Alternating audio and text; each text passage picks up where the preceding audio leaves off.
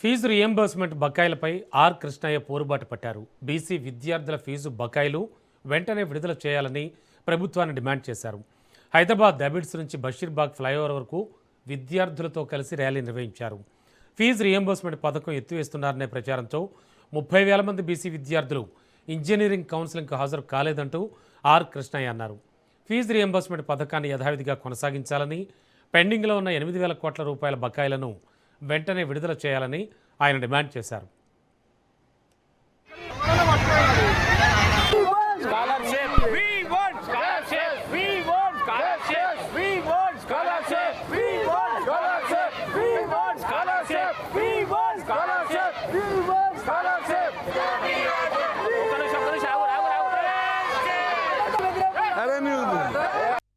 మంత్రిగా ఉండి ఎందుకు ముఖ్యమంత్రి మీద ఒత్తిడి తెస్తలేరు? మీరు బీసీ ఎమ్మెల్యేలు, బీసీ మంత్రులు మీరు నోరెత్తారే.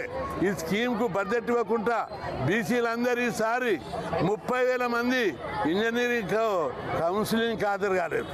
అంతేకాదు లక్షలాది మంది డిగ్రీ కోర్సులు, పీజీ కోర్సులు రావడం, ఫీజులు కట్టలేక ప్రభుత్వం ఫీజులు ఇవ్వకపోవడం వల్ల గందరగోళం ఏర్పడి, అంతేకాదు ఫీజులు కట్టలేక గతంలో 10 రూపాయలతోటి అడ్మిషన్ వచ్చేది, ఈసారి ఇస్తలేరు మీరు. కాబట్టి ఈ విధంగా అయింది. కాబట్టి ఇప్పటికైనా ముఖ్యమంత్రి గారు స్పందించాలి. ఈ ఉద్యమం ఆగదు. ఫీజుల బకాయిలు ఇచ్చే వరకు ఈ ఉద్యమంను కొనసాగిస్తాం. మేము విమర్శించాం, మేము ఉద్యమం చేస్తాం పీస్ఫుల్గా.